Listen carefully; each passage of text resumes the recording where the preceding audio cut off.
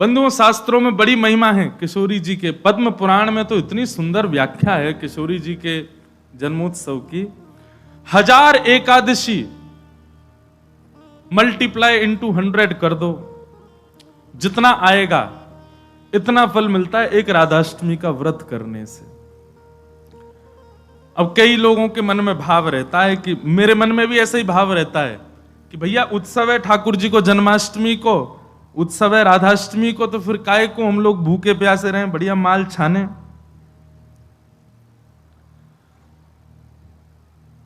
तो भाव तो रहता है, पर शास्त्रों में बड़ी महिमा है। व्रत करने का नियम मूलतः इस भाव से होता है कि भाई जब हम अन्न का सेवन नहीं करते हैं तो अन्न सेवन ना करने से आलस्य जाता है। अन्न सेवन ना करने से मस्तिष्क में, मन में नकारात्मक ऊर्जाएं नष्ट हो जाती हैं। फलाहार रहते हैं तो निश्चित ही है ऊर्जावंत होते हैं, तो ऊर्जावंत होंगे तो और बढ़िया उत्सव मनाएंगे। लेकिन बिल्कुल ही आहार ग्रहण नहीं करोगे तब तो फिर मतलब व्रत इसलिए करना है कि उत्सव में आपसे आपकी ऊर्जा पूरी लगे, आलस्य ना आवे, नकारात्मक भाव ना आवे, मन में कोई दुर्भाव ना आवे, इसलिए अन्न का त्याग किया जाता है। बाकी तो उत्सव में तो खूब पाओ धुआंधार, लेकिन व्रत करने से आपके उत्सव में बेहोशी आ रही है तो महाराज, और बिना भोजन किए कुछ तो फिर उत्सव को भंग करने वाली बात हो जाएगी। उत्सव को भंग नहीं, उत्सव को सुंदर बनाने के लिए व्रत करना है। तो राधाष्टमी उत्सव पर इस बार व्रत निश्चित करो, हर बार ही करो। वैसे तो शास्त्रों में दशावतारों में 4 अवतारों के व्रत करने की आज्ञा दी है, रामनवमी और नृसिंह चतुर्दशी, कृष्ण जन्माष्टमी और वामन द्वादशी। लेकिन जब हम रामकृष्ण उपासक हैं तो हमारे भाव में रामकृष्ण दो एक हैं, ये दोनों भी एक हैं, और फिर इनकी आह्लादनी शक्तियां भी एक हैं। राधा कृष्ण स्वरूपाम्बई कृष्ण राधा स्वरूपिणौ कलात्मानम निकुंजस्थम गुरु रूपम सदा भजे। तो जब किशोरी जी ब्रजमंडल में ठीक ठाकुर जी का ही स्वरूप हैं तो फिर उनके लिए भी ये व्रत की क्रिया करनी है। पद्म पुराण में ब्रह्मा जी ने इसका बहुत सुंदर वर्णन किया है कि भैया व्रत निश्चित करना चाहिए, इतना फल मिलता है, इतना फल मिलता है। लेकिन जब भी फल कोई फल बताता है ना कि महाराज जी ये करने से ये फल मिलता है, ये करने से ये फल, मन में एक ही बात आती है, अगर ये करने से ये फल मिलता है, अगर हम इसके बदले फल की कामना ना करके ठाकुर जी की कामना करें तो हमको व्रत इसलिए करना है हमको श्री जी मिले, हमको व्रत इसलिए करना हमको ठाकुर जी मिले। अक्षय तृतीया के दिन लोग दुनिया भर का दान करते हैं, चावलों का दान कर रहे हैं, अन्न का दान कर रहे हैं, स्वर्ण दान कर रहे हैं, चांदी दान कर रहे हैं, जे दान कर रहे हैं, वो दान कर रहे हैं। हमारे मन में भाव आता है कि भैया वादना नाम को दान करो, जो राह में मिल जाए वही से कहो जय श्री कृष्ण, जो राह में मिल जाए वही से कहो राधे राधे, नाम दान करते चलो। बोले क्यों? बोले अक्षय तृतीया को कछु दान करो तो अक्षय है जाए, तो हम नाम दान करें, हम ठाकुर जी को भजन दान करें, अरे भक्ति दान करें, अपनी भक्ति अक्षय हो जाए, नाम अक्षय हो जाए, प्रेम अक्षय हो जाए, ऐसी अक्षय तृतीया मनाओ। तो कभी भी आपको किसी व्रत या किसी नियम के पीछे फल बताया जा रहा हो, सुन लिया करो, अच्छा इससे ये फल मिलता है, उस फल को गौड़ करके उस फल के स्थान पर किशोरी जी को विराजमान कर दो। हे किशोरी जी, हम राधाष्टमी को व्रत या मारे करेंगे कि हमको आपकी प्रेम लक्षणा भक्ति प्राप्त हो, आपको प्रेम प्राप्त हो, इसलिए हमको व्रत करना है। तो राधाष्टमी उत्सव इस बार भागवत कृपा निकुंज में गिरधर लाल जी का मनाया जाएगा। सुबह 9 बजे से क्रम रहेगा, 8 बजे द्वार खुल जाएंगे, आके बैठ जाना। 9 बजे फिर अभिषेक होगा, टीवी हम लगवा देंगे 2-4 ताकि लाल जी दिखें आप सबको, और फिर उसके बाद बधाई गायन उत्सव आदि चलेगा। 10-11 बजे तक का क्रम रहेगा, ज्यादा लंबा नहीं, छोटा ही क्रम रहेगा। और क्योंकि व्रत रहेगा तो केवल पंचामृत मिलेगा पीवे को, खावे को कछु ना देंगे हम।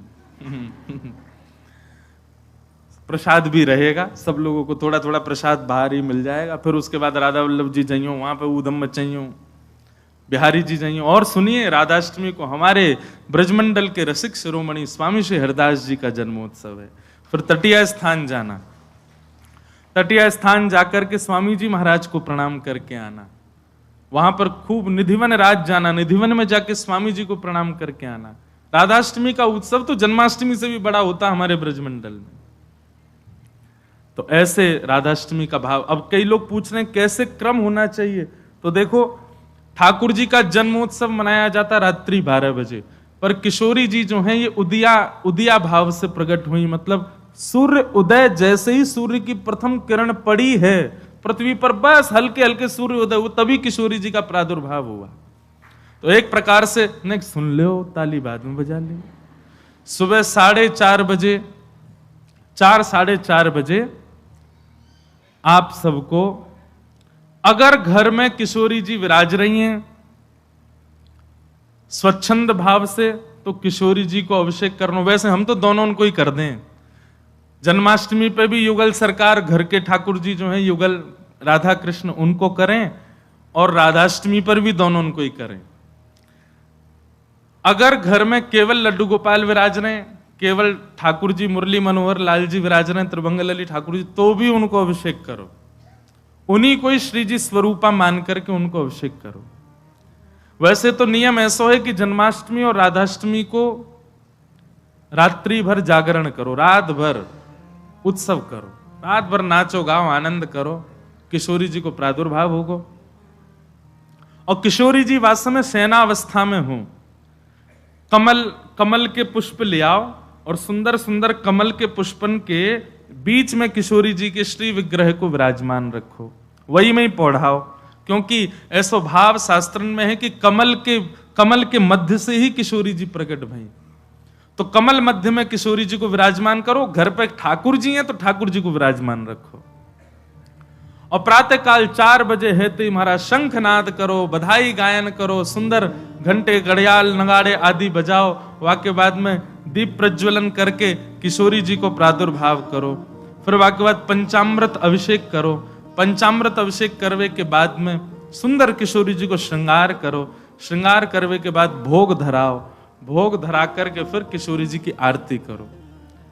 आरती करने के पश्चात फिर खूब नाचो, इतने नाचो इतने हम तो अभी जयपुर में एक बात कह के आए, उत्सव तब तक मत मानो कि नाचते नाचते उत्सव करते करते डॉक्टर के पास नहीं जाना पड़ जाए। अगर आपको दवाई नहीं लेनी पड़ी तो समझो उत्सव मनाया ही नहीं आपने। शादी ब्याह होता है घर में, तो लड़की का जो भाई होता है या लड़की के पिताजी, लड़की के मामा, लड़की पक्ष के, लड़का वाले तो ऊधम करें, लड़की वाले इनकी कमर कसे, उनके जेब में 2-4 दवाई पड़ी रहती है, सिर दर्द की, पेट दर्द की। क्यों, हमारी तो बड़ी 3 बहनें, तो उनको पता है एक दवाई रखी रहेगी, क्यों सिर दर्द हो रहा है, सो नहीं पा रहे हैं।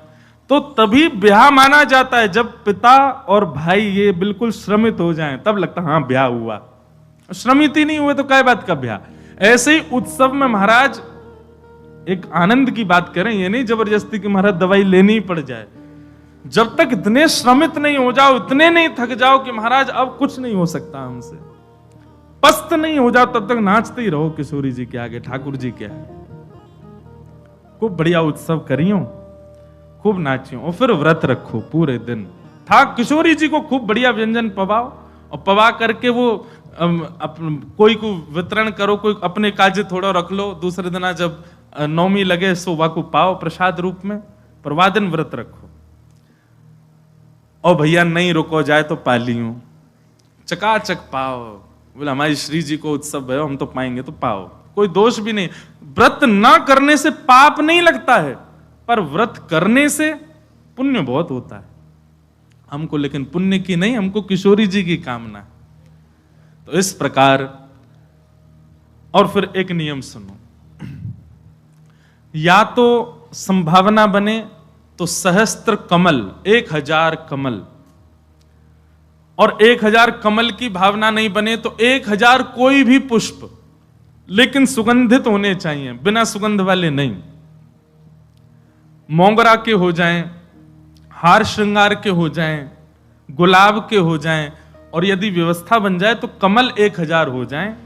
किशोरी जी के अभिषेक के बाद, आरती करने के बाद, सब आरती आदि पूजन किशोरी जी को भोग लगाने के बाद, फिर उसके बाद 1000 कमल से श्री चरणों की अर्चना करो। अब अर्चना में तो कई लोग ऐसा भाव रखेंगे कि राधा सहस्त्र नाम गाओ, राधा सहस्त्र नाम से 1000 कमल चढ़ाओ, पर हमारी भावना ऐसी, गोपाल सहस्त्र नाम से चढ़ाओ। गोपाल जी के नाम से एक एक कमल ठाकुर जी, क्योंकि भैया धन धन राधिका के चरण,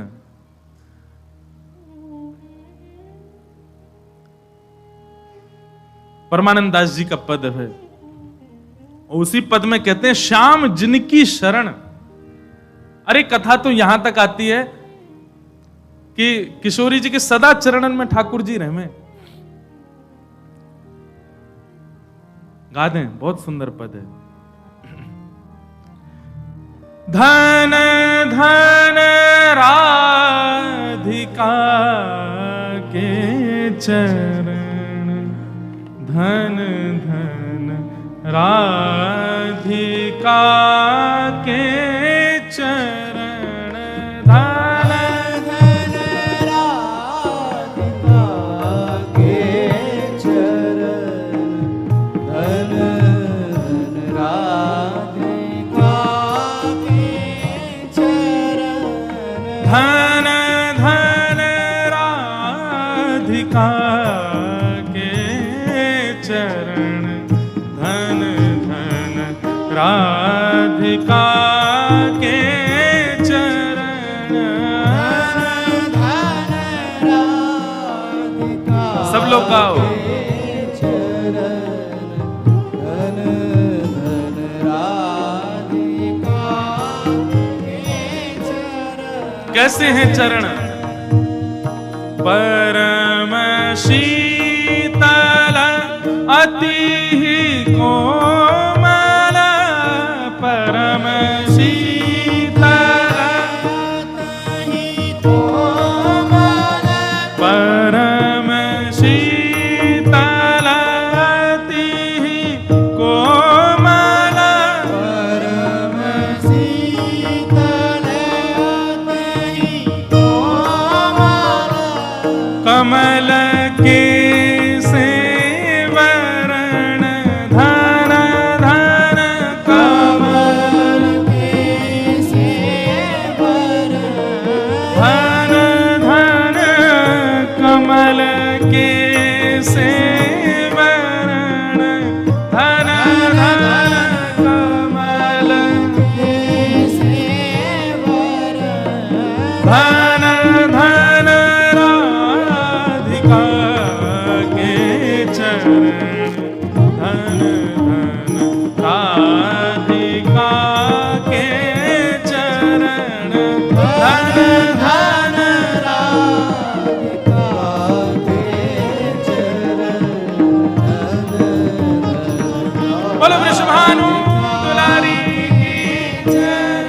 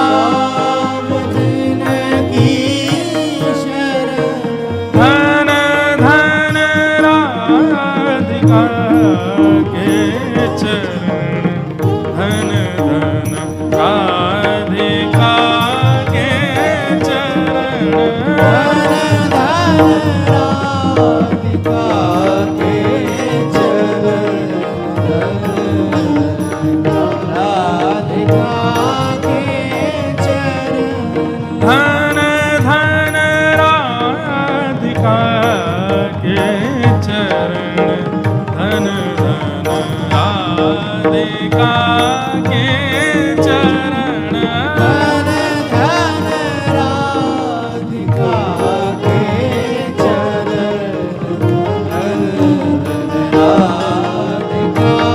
के चरण, धन धन राधिका के चरण, धन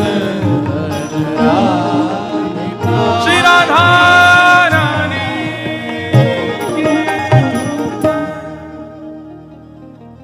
कैसे अद्भुत चरण है हमारी श्री जी के। सुभग शीतल अति ही कोमल, कमल के से वर्ण, धन धन राधिका के चरण। सब लोग इधर देखो, भाव से सुनो। नख चंद्रिका अनूप राजत, विविध शोभा वर्ण। नख पर एक अद्भुत चंद्र का विराजमान है, विविध शोभा वर्ण, वो विविध विविध शोभाओं को धारण करी हुई है। किसी को किसी रूप में दिखती है, किसी को किसी रूप में दिखती है। नंद सुत मन मोदकारी, ठाकुर जी को किशोरी जी के मुखमंडल के श्रृंगार में सुख मिलता है, पर ठाकुर जी को उससे भी अति सुख मिलता है किशोरी जी के चरण देखने में। मतलब हमारे गिरधर लाल जी सदा ऐसे ही रहते हैं, नीचे ही नजर रहती है उनकी। क्यों? बोले जब गिरिराज धारण किए तो सामने किशोरी जी खड़ी है, तो किशोरी जी के मुख को नहीं, किशोरी जी के श्री चरणन को देख रहे हैं ठाकुर जी, और नित्य दृष्टि वहीं रखते हैं। वैसे तो लाला के नैन रुके ना है, चप्पलता यूं ही घूमते रहेंगे इधर उधर, लेकिन जैसे किशोरी जी आ जाए ठाकुर जी ऐसे ही खड़े रहते हैं, नीचे नजर करके, नजर सीधे चरणों में ही रहती है किशोरी जी के। मुख को देखने में भी संकोच करते हैं लाल जी, चरण ही इतने सुंदर हैं किशोरी जी के कि वहीं रहते हैं। नंद सुत मन मोदकारी, मन को सुख नहीं मोद यानी कि अत्यंत सुख मिलता है ठाकुर जी को जब किशोरी जी के चरणारविंदों को देखते हैं।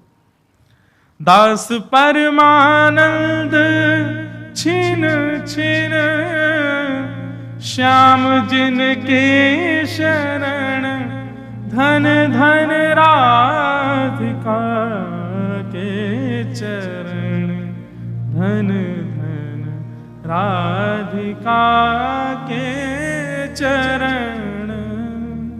तो किशोरी जी का अभिषेक करने के बाद, भोग लगाने के बाद, आरती करने के बाद सहस्त्र कमलों से गोपाल सहस्त्र नाम पाठ करके किशोरी जी को चढ़ाओ। और वैसे तो देखो भाव बहुत सारे हैं, पर मेरा भाव तो यह है कि ठाकुर जी के नाम से किशोरी जी के श्री चरणन में पुष्प अर्पित करो। पर यदि राधा सहस्त्र नाम से भी करोगे तो कोई दोष नहीं, बल्कि किशोरी जी तो सब सखियों से कहती रहती हैं, बोले कि हमारे बीच में रहो तो राधा राधा नाम उच्चारण करते रहा करो। तो ललिता जी ने एक बार पूछी, बोले हे श्यामाजू, आपके निकुंज में बैठ करके राधा राधा क्यों बोले? आपको इतनो प्रिय अपनो ही नाम? बोले मोह को प्रिय ना है। तो बोले मेरे चित्त में श्याम सुंदर बैठे, उनको प्रिय है। तो राधा राधा आप उच्चारण करेंगे तब मेरे चित्त में विराजमान ठाकुर जी सुनेंगे तो उनको सुख मिलेगा, उनके सुख के लिए मेरो नाम गाओ। तो यदि राधा सहस्त्र नाम से भी अर्चना करो तो भी ठाकुर जी प्रसन्न होंगे, और गोपाल सहस्त्र नाम से करो तो श्री जी प्रसन्न होंगे। तो दोनों भाव से आपको जो बढ़िया लगे।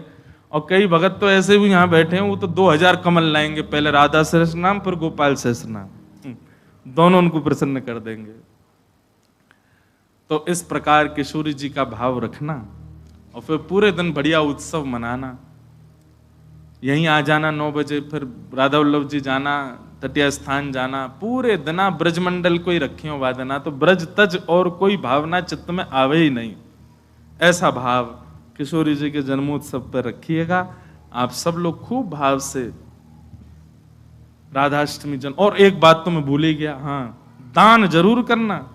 ब्राह्मणों को बुला करके, घर में कुछ संत जनों को बुला करके, स्वयं मत पाना पकवान, उनको पवाना। उनको खूब दान दक्षिणा देना। काय बात की बोले बधाई है हमारी लाडली जी प्रकट भई हैं, वाकई बधाई बांटते रहो। नहीं तो कछु नहीं चले तो 10-10 की गड्डी ले लियो और पूरे टम्पू और रक्सान में घूमते सबन को बांटते चलो, लो भैया हमारी लाडली जू की बधाई है। अरे उत्साह, ये तो मैं बता रहा हूं मंच से, ये बताने वाली बात नहीं, आपके मन में अपने आप आनी चाहिए ये सब बातें। हमारी लाडली जी प्रकट भैया, हम कहा करें आज।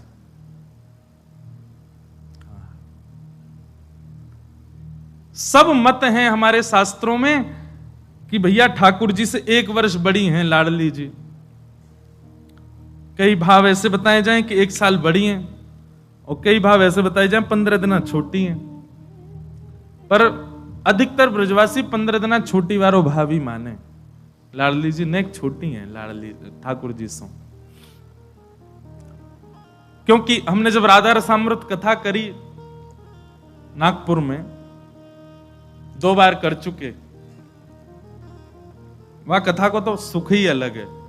कभी कभी मैं भी सुनता हूं, इतना आनंद मिलता है, सुख मिलता है किशोरी जी के चरित्र में। तो वहां एक प्रसंग सुनाया था मैंने कि जब किशोरी जी को प्रादुर्भाव भयो तो नंदरानी यशोदा भी आई हैं लाल जी को लेकर के। तो उससे ये बात प्रमाणित होती है कि ठाकुर जी को जन्म पहले भयो।